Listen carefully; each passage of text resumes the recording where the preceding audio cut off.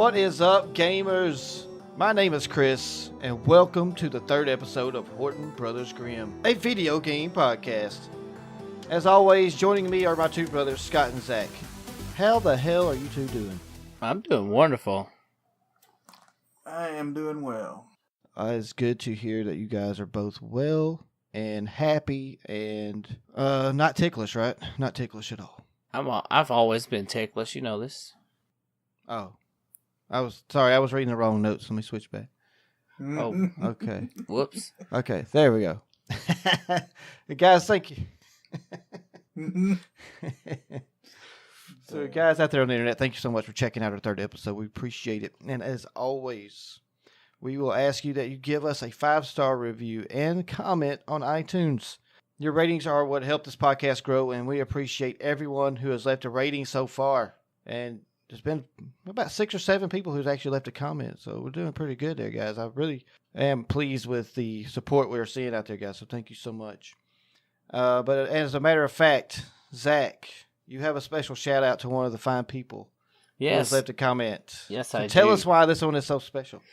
Well, we talked about some things that may or may not have happened. I'm just going to say they happened in the past. And it had to do with Mr. Scotty Waddy Potty here and Lady Mime. Lady Mime, thank you for keeping this going. And special shout out to you. So, hashtag Scotty Waddy Potty. Hashtag. Yeah, oh yeah, it's great. Embrace the Waddy Potty, guys. Embrace it. So thank you so much, guys. If you will leave us another comment, put Scotty Waddy Potty. I think it's going to be our favorite. So continue that, please. Something is wrong with you guys, and you need to get yourself checked. I'm telling you. We are your siblings, so it's your fault. Yeah. It's not my fault. Jackass. If you had never been named Scotty Waddy Potty, it wouldn't have mattered. Well, it's you little punks that came up with it. I think it was all Chris, but it's whatever. Hey, that's what I do here. I come up with fun names for people. So embrace the Waddy Potty. You remember growing up, I got all the hand-me-downs, so I just went with the flow. Yeah, I got you. Mm-hmm. I'm a Gemini also, so I played both sides of the fence. So if, I needed help with either one of you, I'd team up with both. Which just depends on who we were fighting against. Oh, that's true. That's true. It's kind of like a game of Survivor. Whoever wouldn't vote him out, he was on their side. That's right. Yeah. Don't snuff out my torch, yo. So yes, as usual, guys, today we're going to be talking about 3 games. A game from the past, a game from the present, and a game from the future. Today we start the conversation off talking about Phantom 2040. A game that released on the Super Nintendo, Sega Genesis, and Sega Game Gear way back in 1995. Zach, you chose this game for this episode, so please start the conversation and tell us why this game resonated enough with you for us to talk about it here today. Okay, so this was one of my favorite games to play basically all the time. We would rent this game. We never actually owned it. We would rent this game from a local store that also sold auto parts, and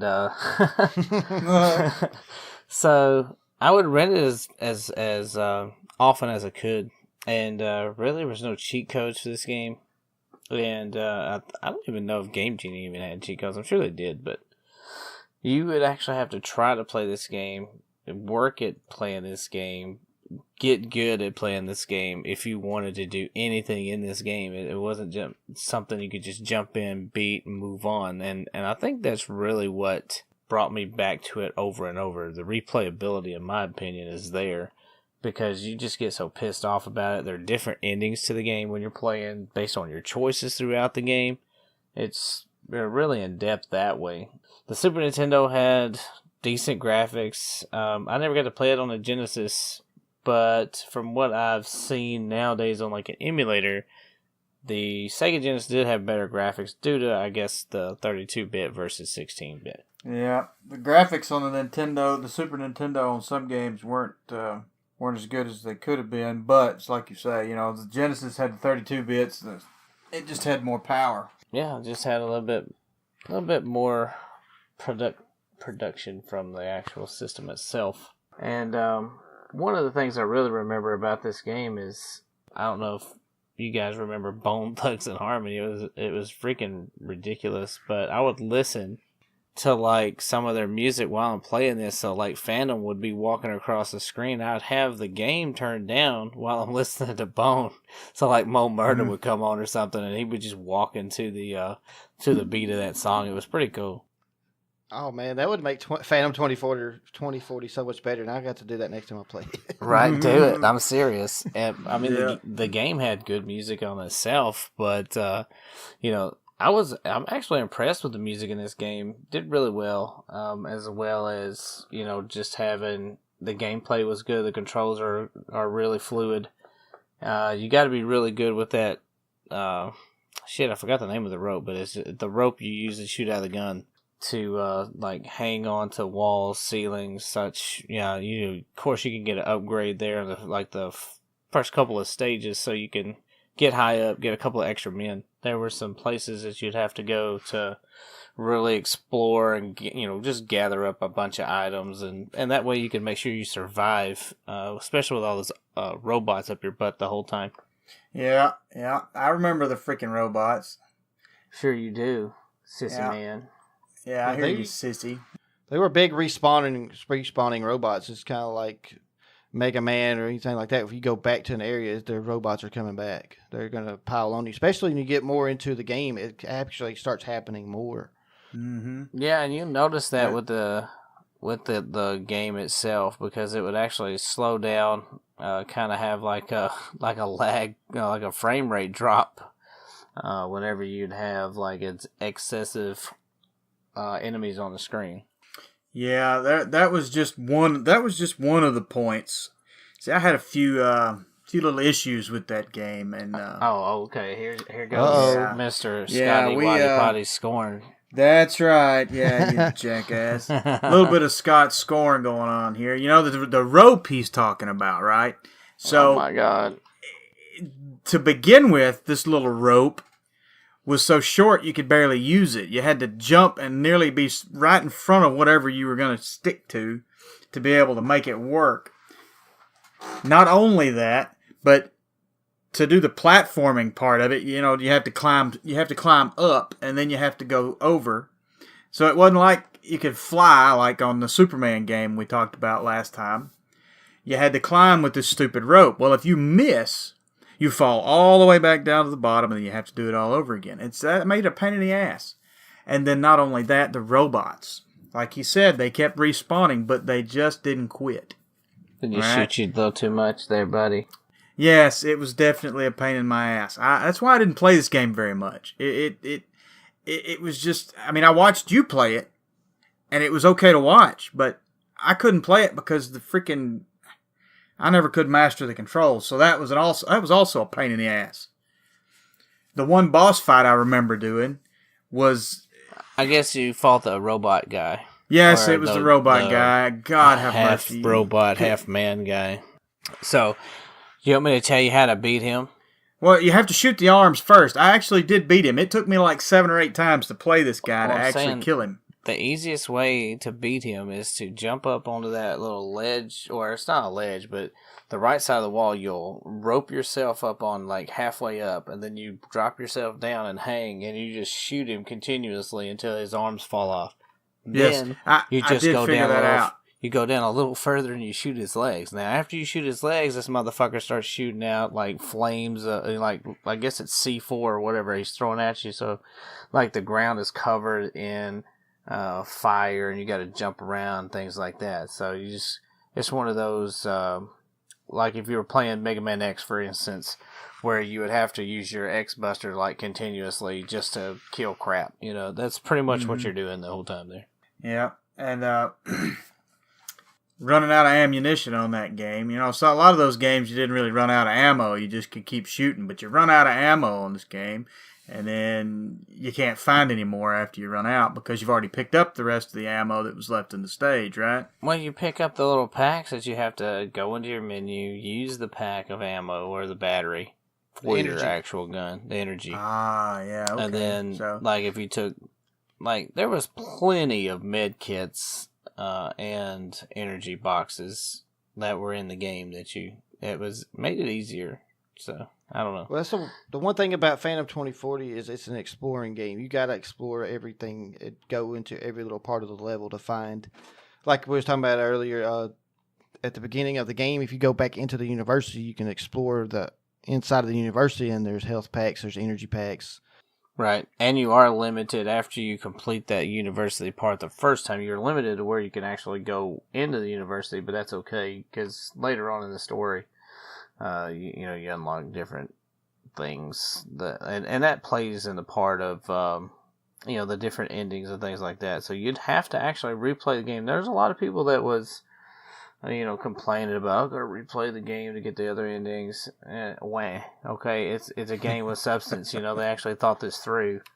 And it was one of the few games on the Super Nintendo where the replayability, like you were talking about earlier, it was a factor. You had to go back in and replay it to actually, to get all the stuff in the game. And if you're a completionist, then, I guess that would be kind of annoying to have to replay and replay and replay.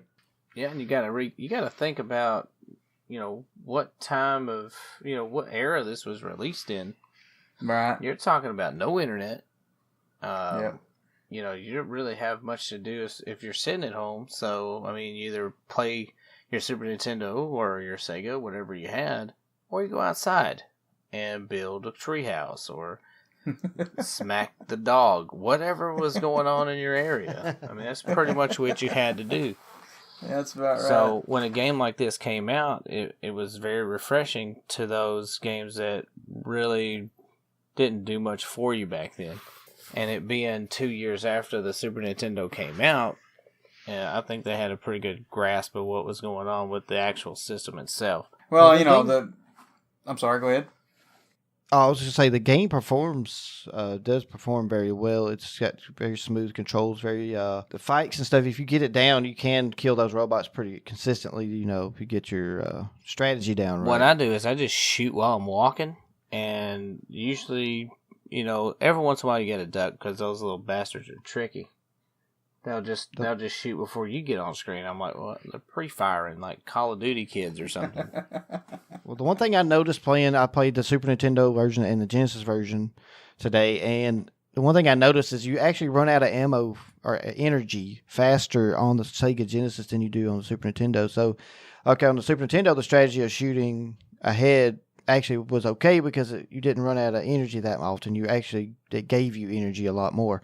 The Genesis, you didn't get a lot except for the packs you could get that you would have to use. But you also on the Genesis had nine lives versus 4 or 5. Right. You do start with 9 lives on the Genesis. But I will say this, though, the Genesis graphically and the stage layouts were a little different, and they're a little bit more detailed on the Genesis too. That was the thing. Yeah, they had a little bit more to work with on their engine and everything there. Yeah, which both games are fun. Not trying to say that. I just enjoyed the Genesis version better because of the graphics and the stage layouts were just a little bit better. But as you was talking about earlier, there's 20 different endings for this game. Yes, and I'm pretty sure I haven't seen them all. There's only a few of them that are considered successful endings. I enjoyed watching Zach play this game. Now, this was one of the few games I actually liked to watch him play because, I wasn't good at it. And that's, at the same time, I had a hard time coming up with bad things about the game because it was fun to watch, like I said. Well, this is the kind of game that when you play it, you want to come up with something bad to say about it because it kicks your ass. Dude, it will piss you off. Right. It is rough. It's a good challenge, Yes, I like to be challenged, but sometimes, shit, man, stop spawning robots on me. Or the biggest thing is those boxes. Okay, the boxes you shoot and flames go everywhere. I'll shoot the box and I'll be running like hell and it still hits me. I'm like, how's this even possible? I'm not even anywhere in the circumference of where it shoots these fireballs out of. And you don't even get anything good out of them. It's usually just a little bit of energy. Or nothing at all most of the time. Well, one thing about this game, it's called Phantom 2040, so it's based in the year 2040. Yes, of course. it's just awesome. Look, these are kind of things I like to see now that we're almost to the year 2020.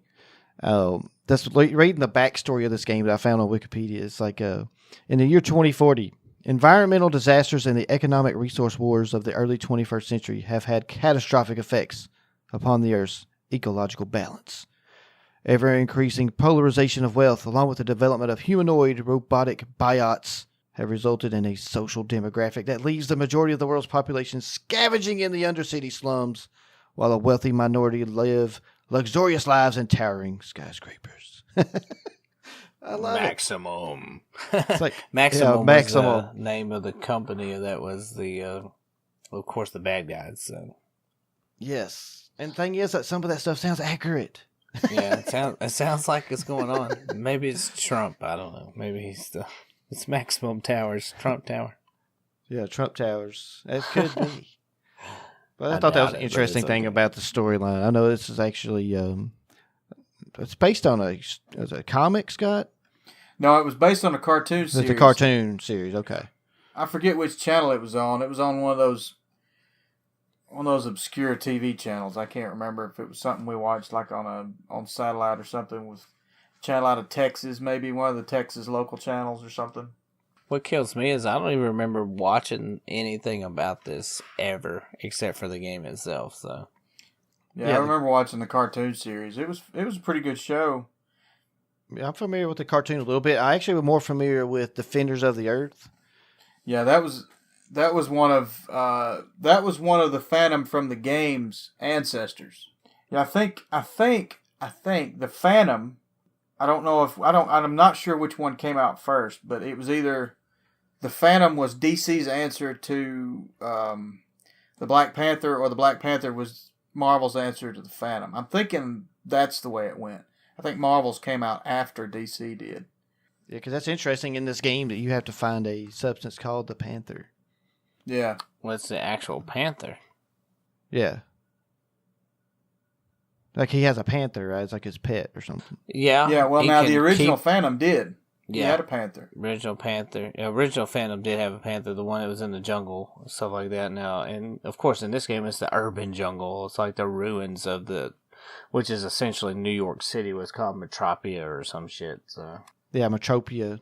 Well, you remember back in, I guess it was back in, it was either the late 80s or the early 90s, they had a movie that came out. It was called, The Phantom.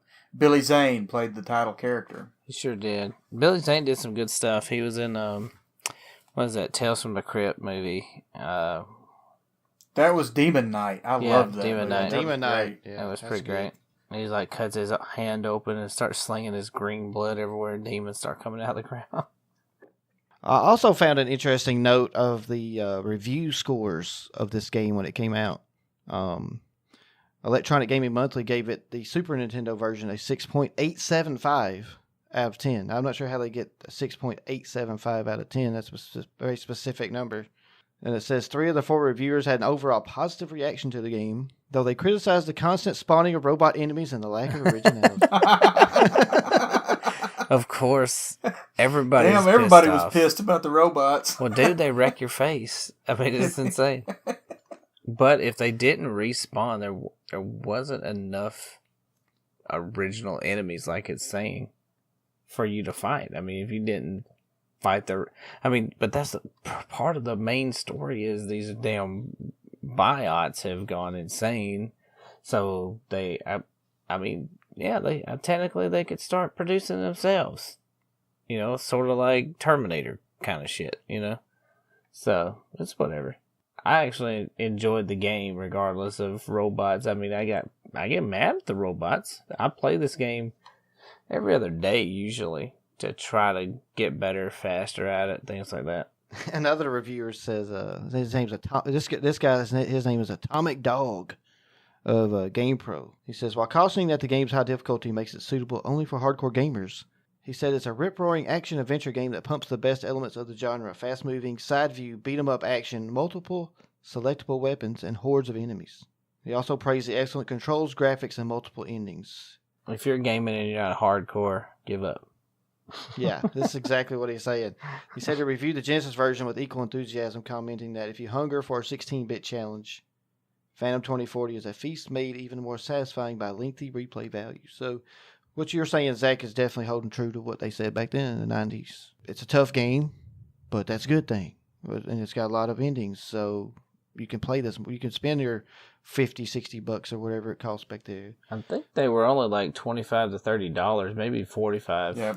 Back then, I think the most expensive game was about $40. Yeah, the Marios 45. were always more expensive than everything else, and then everything else was like $25. Because I remember going to Walmart like, oh, I need $25, but of course, $25 back then was about $60 now. So. Well, of course, in our case, it costs us, what, $2.14 every few weekends? Right, Yeah. Of course. Or no, yeah. And if you got it on Friday, you had to return it on Saturday. But if you got it on Saturday, you return it Monday. So it's always best to rent games on Saturday and get to keep them over that extra Sunday. So Yeah, because the store owner has a policy of being closed on Sundays, which is always nice. That is correct. We rented so many games from there. Dude, games and movies. Movies. What I loved about them? VHS, boys and girls.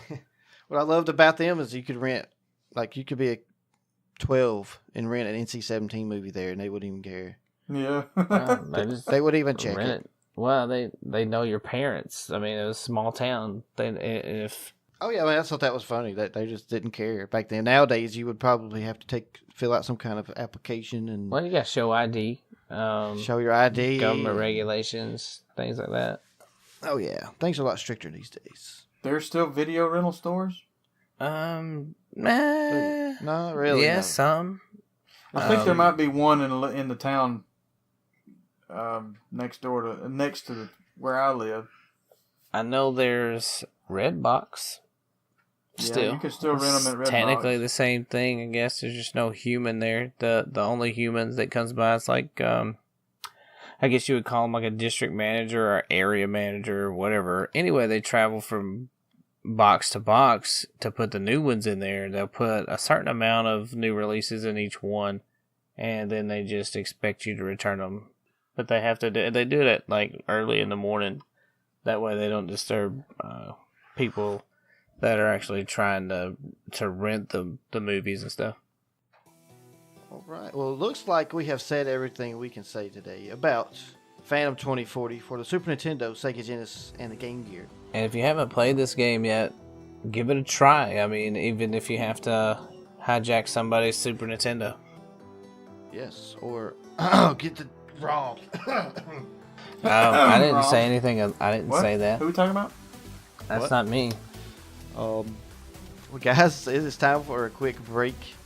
We're going to come back and we're going to be talking about a game called Recore on the Xbox One. So stay tuned and enjoy this commercial break. Okay, gamers, Chris here again. Did you know you could get a curated bundle of games worth over $100 for just $12 a month? It's true, and Humble Monthly does just that. Use our partner link, tiny.cc/Horton Grimm. Click on the monthly tab and sign up today. If you're a first-time buyer, you will receive 10% off your first purchase. Don't worry, they don't send you worthless games. No siree. Each game is selected based on user reviews on Steam. Only positive reviewed games qualify.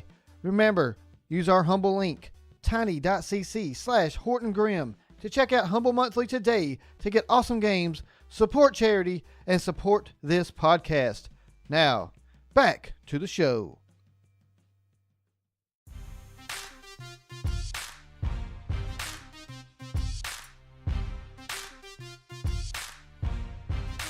All right, guys, welcome back from the break. We are now about to start talking about our present day game. I like presents. Ooh, presents. But no present for you right now, Zach. I'm sorry. Oh. We're just talking about a present day game. Oh. It's not present day. Damn We're it. not getting presents. I thought it was like Christmas in May here. No, sorry, bro. I Kill apologize for the misunderstanding there. I was duped. That's the only way we could get him to show up for the podcast, guys. So, Shot down, that's all.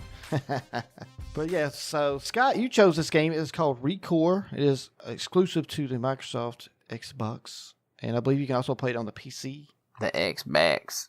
Yeah, it was one of the it was one of the Play Anywhere games. You had to buy it digitally on the Xbox One, and if you did, then it allowed you to have the ability to play it on your PC. Yeah, which is awesome. I love that feature. It's pretty awesome. I need to check this out, I guess. Also, what I've been playing it on is the Game Pass, Xbox Game Pass. That's $9.99 a month. Yep. This game is actually available on that, guys. So if you have Game Pass, you can play this game now without having to buy it, which I loved. Thought it was awesome. So Scott, why this game? What is so special about this game? Well, I liked it because it's it's a platformer. I mean, there's a lot of jumping and climbing and things like that, but it's also, it's a third-person action-adventure game. I don't know, it just, the mechanics of the game, I enjoy playing it. It's, your character, you have little robot companions that follow you around and help you fight and do, their extra combat mechanic involved with them, and then it was just a lot of fun. I mean, now, it's a pretty much open world game. You travel around and go wherever you want to go. Now, there are level requirements. You have to be a certain level and have so many of a certain item to be able to get into to the different dungeons and things like that. But aside from that, there's a lot of combat that you can get into just running around out in the world. Now, the mobs, the monsters that you fight, they're pretty, I don't know, they're very aggressive and a lot of them, some of them are hard to kill. One of the things I like about the combat is that, in this game, they have what they call cores, all right? And the core, depending on the color of the core, it determines what kind of damage these monsters or these robots do. Say the red core, it does fire damage, and the blue cores do electrical damage. And the yellow, it kind of just slows you down.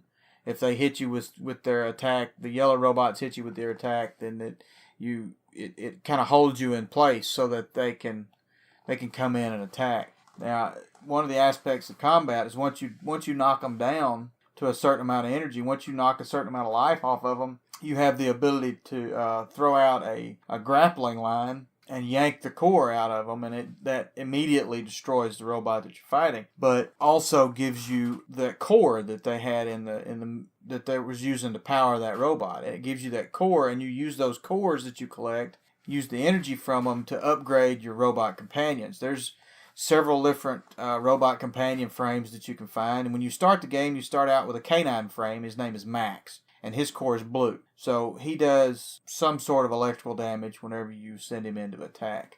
I like the customization part of that, where you gather up the materials and do the research of the blueprints and change the parts of the robots. You make them look different ways, and plus it gives them different attack points, different health points, just to upgrade. You upgrade them with the different materials and parts. Yes, I've been playing this game too since you told me about it, and that's one of the things I find pretty refreshing about this game is the core bots that you can put as your companions, because the system when you go to your workbench inside your ship is actually really simple to do, and you collect all these things as you're playing the game. You destroy a barrel or destroy a box, and it gives you these parts that you will collect, and you get these little red, blue, and yellow shards that you keep. That will you push those into your core bot as basically XP, and you can increase their defense, increase their attack, increase their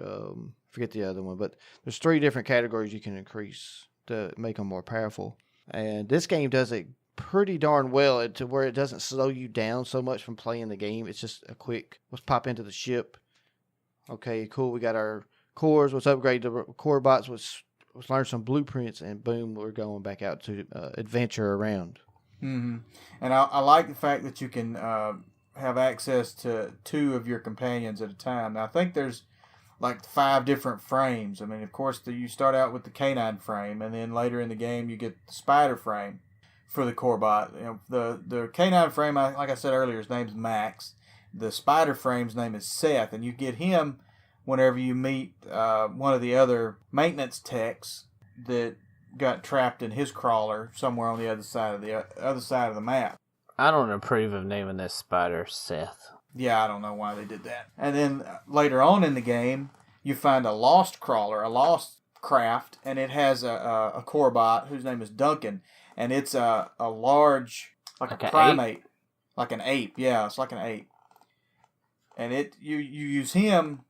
If you put him in your party and you come up on an obstacle like blocking a door or something, you pull him out and send him after it, and he crushes whatever the obstacle is. He can smash it and get it out of the way. I mean, he's pretty strong frame. Yeah, it's pretty cool. I like the spider frame because like there's areas where you have to do some climbing, and it's like I don't know what is it like, tonic like a track or something. When you walk up to it, you send the bot up to it, and it like climbs up it like a tram or something, and drags you along on your cable or whatever.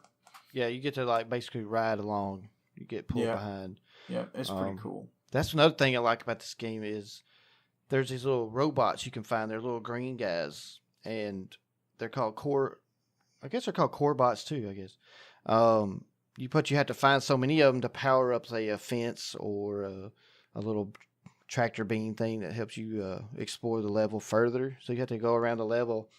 Of course, you run into enemies that randomly pop out of the sand, or these little flying things that are shooting you in the ass as you're running away, and you can't see where the hell it's coming from, and you're getting burned and stuff. Usually it's red. So what I've encountered so far, they're usually the red enemies, so they're burning my ass. And but it's just a really satisfying game because you collect the little guys and you go and you advance past the gate. Then you fight a boss. It's got some sweet boss fights. Oh yeah, I like the first boss fight. That giant, I forget what it was called. Something Fang. I can't. That was the first prismatic core you get. Yeah. It was neat looking robot, man. It was cool. What was crazy about the second boss you had to fight was the one where you're trying to turn on the power. So you're basically trying to turn the power on to the whole area, to the whole colony, the area that you're in, that you're crash landed in, basically. Yeah, that's the pylon or whatever, right? Yeah, the pylon. That's what it's called. And the boss in that, actually, you get down to where it's at his last bit of health, and you try to steal the core. Well, it's got a little mini game type of thing when you're trying to pull a core out. Is you have to watch this little thing on the rope, and if the rope starts turning red and that thing's too close, then it can zap you with electricity or something like that. But with fighting this boss, if you don't successfully pull out the core, he starts healing himself back up. Damn. So then you gotta fight him down again. His shield and everything comes back. Forget that. But the cool thing about the core bots that you have with your companion is you can hit, I believe it's X or Y. It could be Y. You hit the Y button and it'll do its special attack on the enemy you're fighting. But you only have like 7 or 8 charges, and once you get it down low enough, it only will rebuild back up to 2. And then, but also your companion can die, so then you have to go up to him and revive him while you're trying to fight the boss if that happens to you. So it's a lot of stuff going on in this game, and it's just really pretty cool. And I was just reading, Scott, when you were talking about the Game Pass and everything and Play Anywhere program. I just read on the Wikipedia page this was actually the first game that was released for that program. Oh yeah, that's cool. So this was the first title that they put in the Xbox Play Anywhere program, so you can download it to your PC if you purchase it on your Xbox. So that's pretty cool. So it actually has 2 different release dates. It was released in 2016, and it was also released again in 2017 for the PC. And it was they called it the Definitive Edition, where they added some more stuff to it, new areas and new story content. And they fixed some of the stuff that people had complained about, quality of life type of deals. I could see where they put a lot of work into this game. I was surprised about it because I didn't even know what this game was. When you said, hey, let's talk about Recore, I was like, what? Yeah, I'd seen the previews before, and I was very interested in it, but of course I don't have an Xbox, so I don't know where to actually find it on a computer. So. Well, you have to buy it. Yeah, you would have to purchase it on Xbox to play it on your computer. That's right. You have to buy the digital copy and download it. And then once you do that, you pull up your Xbox app on your computer, and it gives you access to the game, yeah. You can't just go buy it for PC. You have to buy it for Xbox, and then you can purchase it. Or then you can just download it to your computer through that program. Yeah, once you buy it for the Xbox, you get it for free for the PC. I think they should do that for any game you purchase one time and you got multiple platforms. Mm-hmm. Just saying. I agree. No, I think it's an awesome program that Microsoft has. But yeah, Recore, I don't know if you guys want to know a little bit about the story of it. It is set 200 years in the future. 200? 200. Was there like a nuclear bombing or something? Or No, there was a disease. It was called, what was it? The Dust Devil Plague. Dust Devil, yeah, that's it. It started ravaging the earth. Okay, so an organization they mandate led an effort to fight the disease. So as the earth was becoming inhabitable, they found this planet they call Far Eden, and it was just many light years away. So what they had to do was basically put these people in cryosleep for 200 years to get to Far Eden, but they also had to wait for a terraforming process to complete so that the land would be inhabitable. And this place is it's like a sand, rocky, mountainy area, so it's really like not a pleasant place to live. It's not a good place to be. So basically, it's like a Mad Max situation. Yeah, it's sort of like that.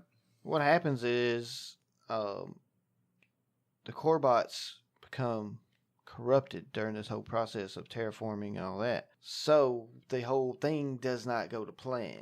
And our main character here, her name is Jewel Adams. She wakes up trying to figure out what the hell's going on because everything is so messed up. It's not even close to where it's supposed to be. So she's trying to figure out how to get everything back online and solve what happened to the whole colony and everything. So that's where you start out. You're kind of like blinded. You don't know anything either. You're just kind of going in with her, which is pretty neat. And it's set like it's third person view. It's a platformer, and it's got you can double jump and use a dash, so to jump far distances, which I think is really well done. Double jump and then you can dash, or you can jump, dash, then jump again. So as long as you fit those, as long as you do, you can dash, jump. You can fit that pattern in to explore the area. So the controls and the exploration is really cool. Now, the one thing about the game that I don't care for is the massiveness of it. It's huge. So you don't like the exploration, or? It's good. There's not a lot to discover is the thing. So there's a big map but no content. Right. You might run across like an enemy or something here and there. But you can go across a huge gap, a huge area. It take you 3 or 4 minutes to cross it and nothing happens. You're just going across this area. And you can fall to your death in random places. I was at this pit, and it's like, oh, we need to find a way to go around. It's okay, so I'm trying to find a way to go around. I jumped over this little piece of metal, and then boom, it's like slid me right down into the pit. I was like, no. Damn. It's like, no, that you can't. You have to go. You have to find a way around the pit. I'm like, what was this? That's what I was trying to do. You threw me down in the pit anyway, you evil game. And one thing I have a problem with, and I don't know if anybody else has this problem with the game. It may just be me. I downloaded it to my Xbox through the Game Pass, and I can't hear any of the voices in the cutscenes. Like, it might start talking, and then boom, it just cuts off. I can hear the music and the sound effects, but no voices. Luckily, there is subtitles, so I can see what's going on. But I don't know if that's a problem that anybody else has had or not. I did look it up on the internet and found a couple people had the problem. But the only solution I saw was to reinstall the game. I'm like, I'm not doing that. That is ridiculous. See, I've got you've got the digital copy you got from the Game Pass. I've got the hard copy, like you buy the disc at the store. Okay. I've got the hard copy, so I wasn't able to actually play it on my PC. I've had to play it all on the Xbox One because I didn't have the digital copy. Oh, yeah. Wow. Oh, well, I am playing it on the Xbox One. I didn't download the PC version. Because I don't think Game Pass allows you to do the play. No, anywhere. it doesn't. You have to actually buy it, as far as I know. But I'm not going to buy it because I can play it on the Game Pass. I mean, when I saw it was on the Game Pass, I was excited because I was like, yeah, I don't have to buy this. Or downloaded it illegally somehow, which I don't think there is a way, honestly, because it's for Xbox only. So but what do you mean illegal? We don't do anything illegal. I mean, what's wrong with you? I don't know. I got to go to the Who bathroom. said that? What are you talking about? See? But there was no way to do that with this game, and luckily it's on Game Pass. Thank you, Xbox, for putting this game on Game Pass because it's worth the play. It's really fun. Maybe I should start looking for it. Let's see. Yeah. And see, I like the aspect of the rifle that she carries, the weapon that you use. You change the colors of the you change the color of the ammunition because you can cycle it through red, blue, yellow, or white. Now, white is what you start out with, and then later, as you progress through the game, you get the other 3 colors. And if you come across a red enemy, you turn it to red, and it does the maximum amount of damage. If you use light colors against red for red, blue for blue, and so forth. Now, there are some enemies who are green and purple. I haven't seen any other color combinations like orange or anything like that. Sometimes blue works against purple, and sometimes it doesn't. Sometimes you have to use red versus purple. And then while you're fighting them, they'll change colors on you. Yep. Those, the ones that are like purple or green, they'll change colors on you. They'll either go to red or blue for purple, and then green or blue or yellow for, the green ones, and it flip-flops back and forth. Occasionally, they even go back to white. That's a interesting mechanic involved in combat. You have to be paying attention to what color they are so you can switch the color of your ammunition to match the enemy, match what their color is. Now, that does kind of add another level of challenge to everything. Yeah, and that's a welcome challenge for me. I thought it was pretty neat. I was playing it, and all of a sudden it's like, hey, you got a red enemy, you better switch it to red. Because I had just got the red gun, the red piece of the gun, the add-on to it. And then it's like, okay, if you got a red enemy, use the red. But then it was saying I was fighting a blue one, and it says, hey, if you use the red on the blue, you have a chance of causing fire damage on them. So they've made it to where it's like, well, do I pick red to fight this blue guy, or to switch to blue to fight the blue guy? Yeah, because every once in a while, if you're fighting, say you just got through killing a red enemy, and then a blue one pops up, and you didn't switch to blue, and you start shooting the blue guy with the red ammo, then it'll show immune or no effect, something like that against that guy. And then you got to switch back. Then you got to switch over to blue and start shooting and knock him down and do damage. And then you switch back to red, and then it has an effect on him. It's definitely a cool challenge. Like I was talking about that boss I was fighting who healed himself. He did the same thing. He would change colors too.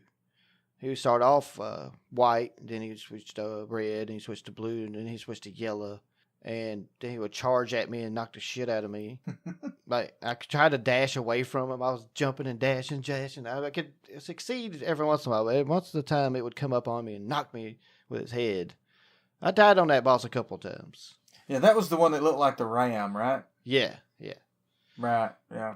And it actually you could see the effect of switching colors on it. And it did help. So it's satisfying in that element that they use it properly. Yeah, the game's pretty fun, man. It's definitely a good game if you just want to sit down at your Xbox. You just want to play. You just got a good amount of challenge. There's puzzles to figure out. You got to jump. There's jumping puzzles or climbing puzzles and shit like that. I mean, it's just, I don't know. It's got everything as far as I can tell. Sounds like you would recommend the game for a good go, huh? I would. Anybody that wants to play it. I mean, or anybody that likes that kind of game, a good platformer with action adventure elements to it. I mean, it's just a really good game. Yeah, this is the kind of game that I would like to see Scott do a little live stream on Horton Brothers Grimm YouTube channel. Yeah. I need to see some of that action, Scott. I need to see you out there. Watch him play. So, and go to YouTube. Go to the YouTube channel Horton Brothers Grimm, guys, and subscribe because Scott's going to be on there playing this game, so you can get a first-hand look at it. I think you're really going to love it. I don't know if a certain video is about to emerge. I'm not sure when it's coming out, but Mega Man X will be streamed sometime this week as well. Also, I'm thinking about playing some Phantom 2040 this week stream. Wednesday night, possibly, I'd say I would do an hour of Mega Man X. So, go ahead, schedule that Wednesday night. So, guys, when you're listening to this podcast, you're probably listening to this podcast around Thursday or after. So, go to that channel and watch the replay of all that good stuff. There's going to be replays of that, so go and check it out. Well, that'll end our discussion on the game of Recore. And Scott, I want to say thanks for bringing this game up. When you first mentioned it, I was seriously like, what? But when I got to play in it and everything, I've seen the advertisement. I never actually got into the gameplay, of course, because I don't have an Xbox. So, but I did look, and you can purchase the game through the Microsoft Store. It is Xbox Play Anywhere, but it is in the Microsoft Store on your Windows 10. So Windows 10, Xbox. Oh, that's cool. There you go. Well, that's good news. So go out there and check it out, guys, if you have PC or Xbox. And again, Scott, thanks for bringing this up. This is actually one of my favorite games to play right now. So good job, my friend. I'm glad I could give you a good recommendation. You did. And guys, listen to this podcast. Go try it out. All right, well, we're going to take a quick break, and we'll be back to talk about the future game, which I am very, very excited about because this is the one I got to pick. called Praey For The Gods. It's an awesome freaking game. So we'll see you guys after the break. Horton Brothers Grimm listeners, do you love our podcast? Do you find yourself wanting more of our witty banter and underwhelming knowledge of video games? Then you are in luck. Go to our YouTube channel for Let's Plays and live streams of retro games featuring all three brothers. To find our channel, just click the link in the description of this episode or search Horton Brothers Grimm on YouTube. Be sure to subscribe and click the bell while you're there so you never miss a new video. We want to thank you again for all your support. But now, let's get you back to the show.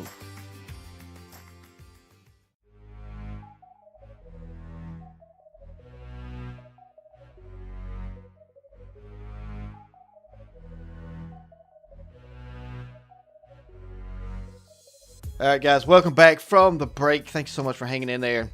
Now we're about to talk about the future game. And this topic was chosen by me. And this is a game I've been anxious to play for so long. Since I've heard about it back in 2015, I believe, when I heard about this game.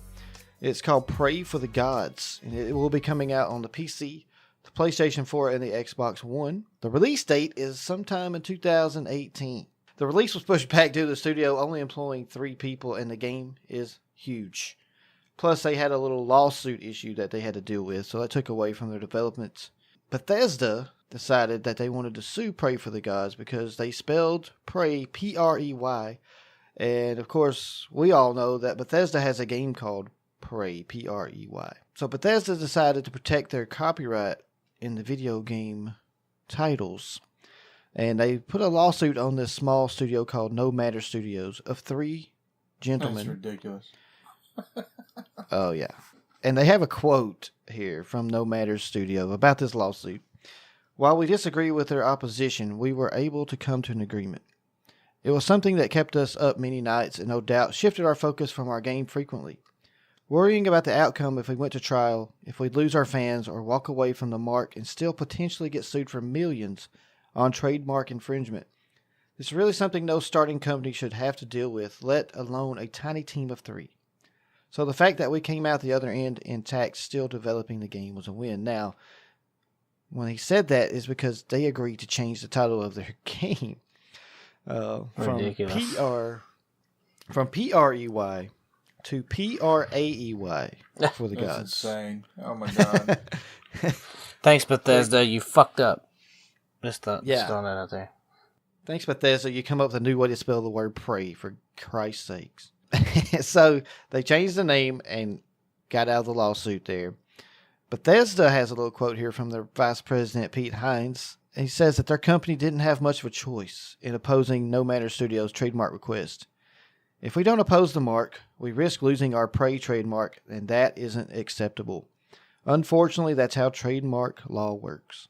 So Bethesda is saying that they had no choice.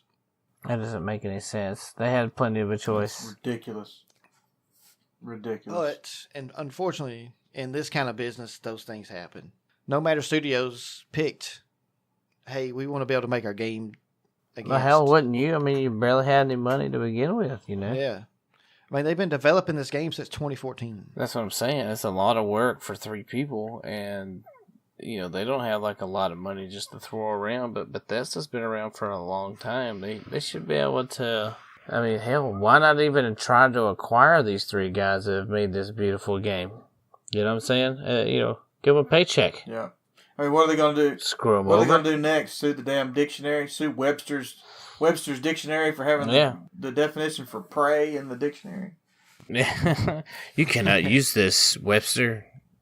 This word's not been around, but till we said so. Oh yeah, so it's a sad state of affairs, really, that this even happened. Because this game, as Zach had said, is beautiful. All right, this game is the reason I chose it because I'm a huge fan of the game Shadow of the Colossus, which of course everyone should know that it is a game where you fight these gigantic colossi, and they're huge, massive beasts.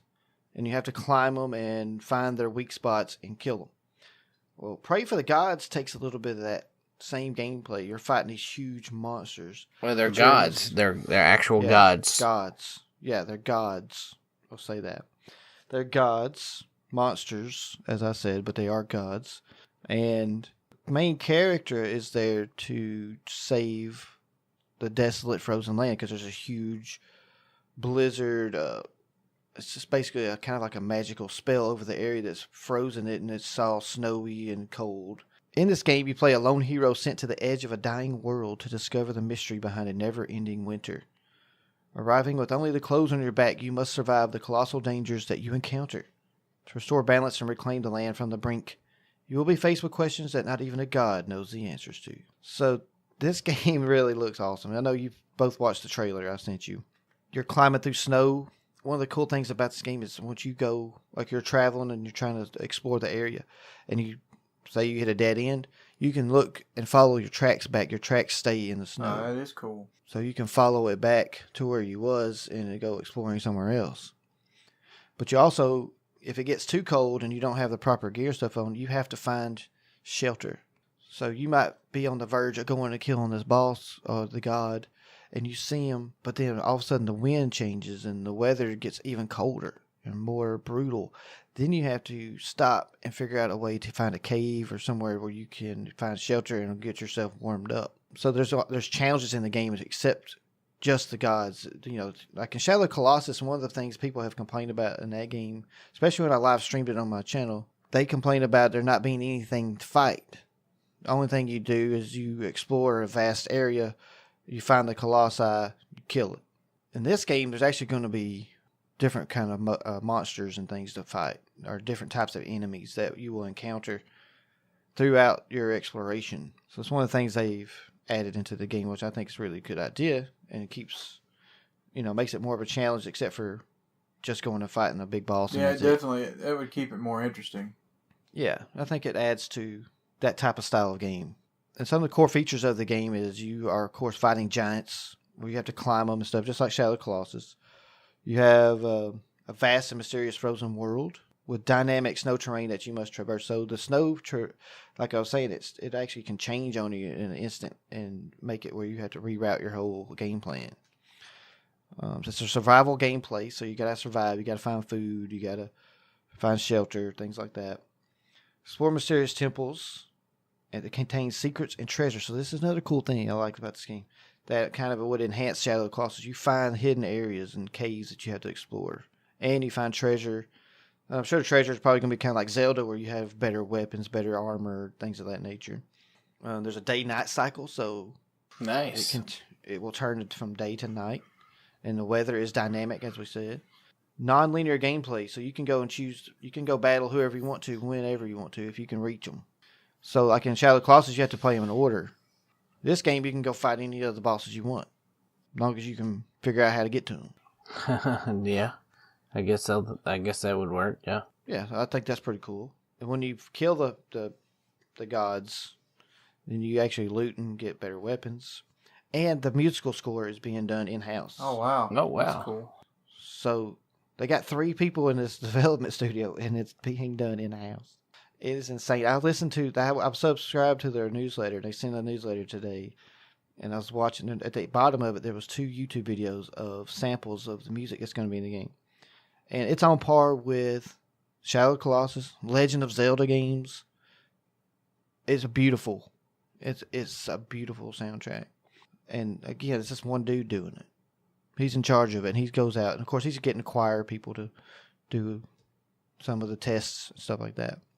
So what do you guys think so far about what I've talked about? So far, the game seems pretty interesting. I would be willing to give it a shot. And I was kind of skeptical to begin with. Yeah, I'm watching the trailers, and I enjoy watching Shadow Colossus. As long as it's going to be on the PC, pretty sure I'll give it a try.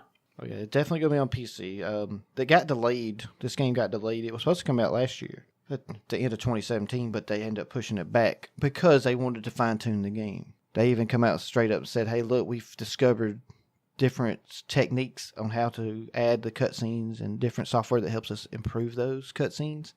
So we decided that instead of releasing it now and trying to go ahead and update it later, they're going to hold off and add these things in.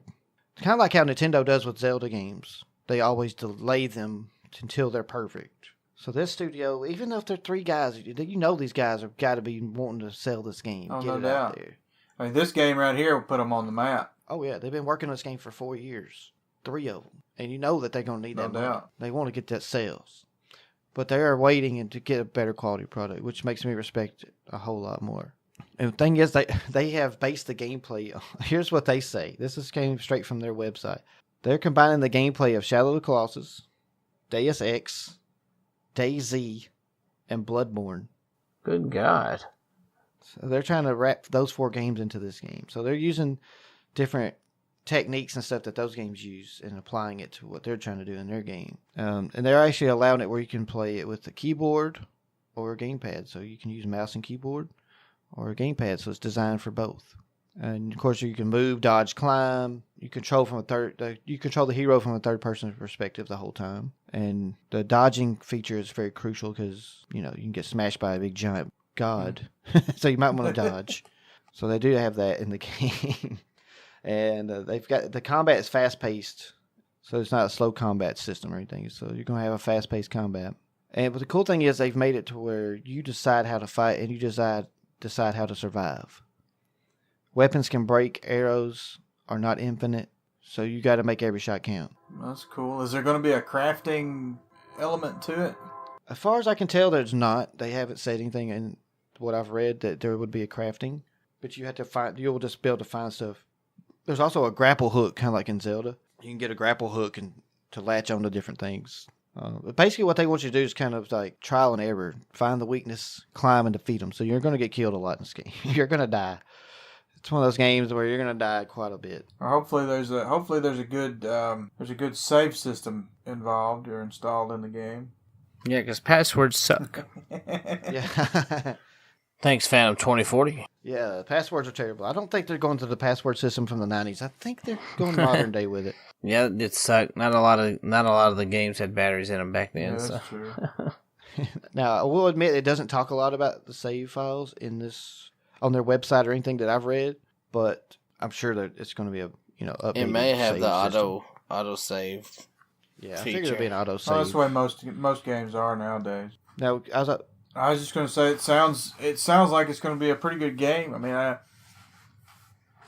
it's definitely going to be good. just watching watching from the trailer and the stuff that the videos that are out. I mean, it looks really good. I don't know. It looks like it'd be pretty good. Oh yeah, it's pretty cool, man. Well, I was talking about the music and stuff earlier. The guy's name is Ian Dorsch, and he's a 15-year veteran of writing music and stuff for games, and he's on their team. So the stuff that he's putting out right now, what I listen to, is just amazing.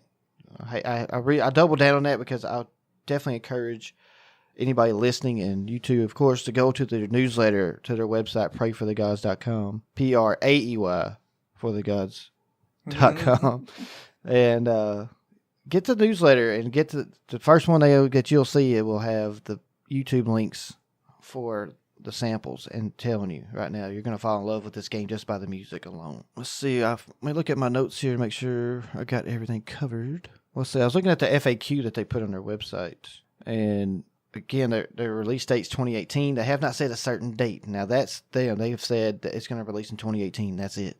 They have not released a date at all. We're already halfway through the year, so I'm expecting it to be in the fall at some time. And it looks like the engine they used to build this game, it says it was the Unity 2017.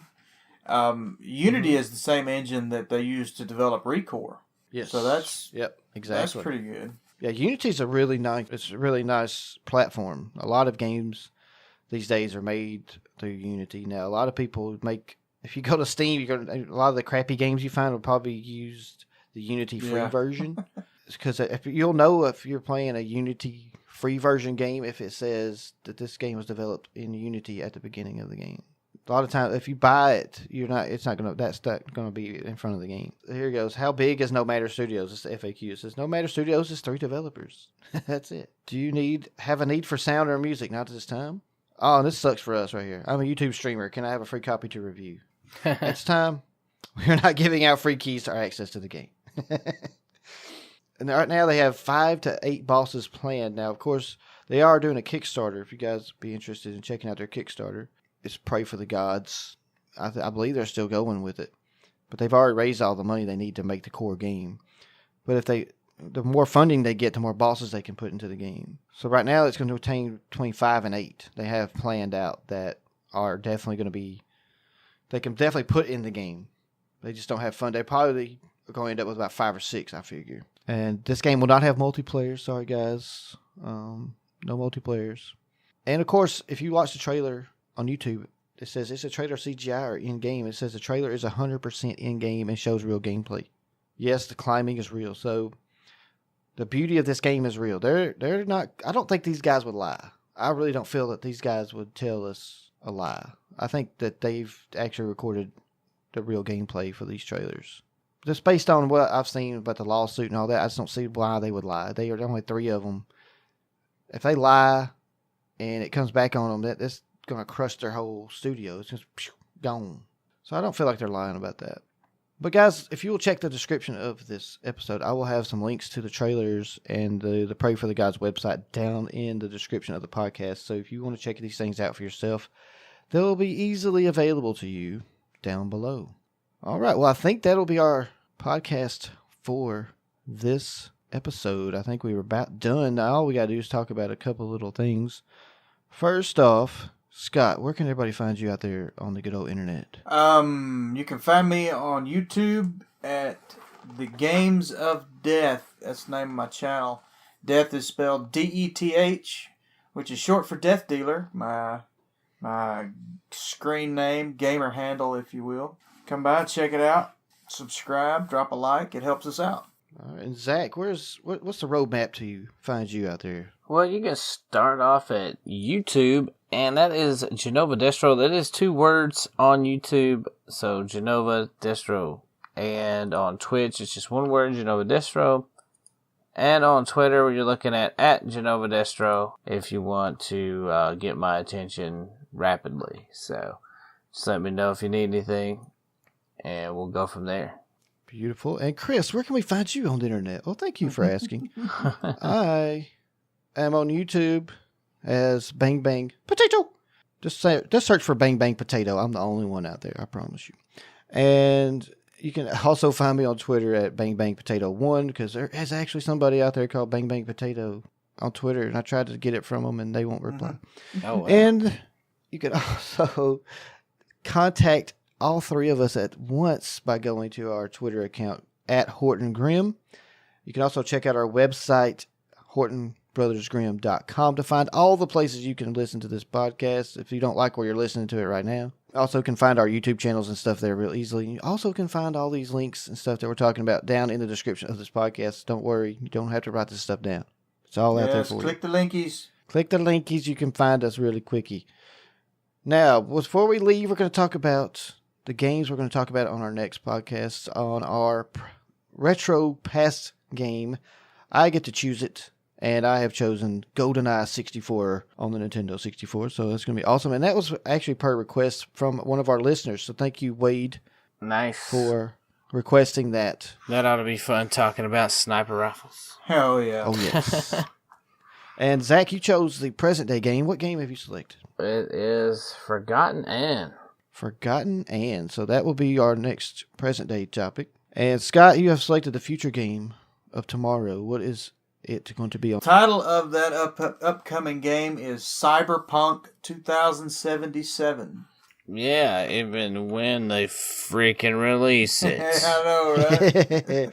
We will dig into that mystery very, very goodly. Very goodly. Very See, goodly. I'm talking about Donald Trump now. I think that's more George Bush. That's Junior. Either way, one last thing before we exit the podcast, guys.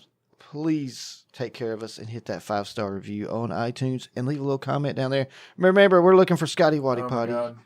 And if you want to say something else, maybe supporting Scott and him hating that, that's fine too. Just go ahead and support Scotty Waddy Potty or go anti-Scotty Waddy Potty. Doesn't matter to us. Just let us know what you think down in the comment and hit that 5-star rating. Helps our podcast grow. Thank you so much. You are the best. All right. Well, Scott. Like and subscribe. Yes. Yeah. Like and subscribe. That's perfect. Do it. Just like and guys. subscribe. You know you want to. Click the linkies. Click the link. It's really quick. Yeah, check out our YouTube channel, Horton Brothers Grimm. We're going to have Let's Play videos. We're going to have segments of this podcast. We're going to have live streams. Check it out. All right, guys. We'll say goodbye to everybody real fast, in a hurry, and awkward. Goodbye. Later. What? Sorry. That was definitely awkward. Bye.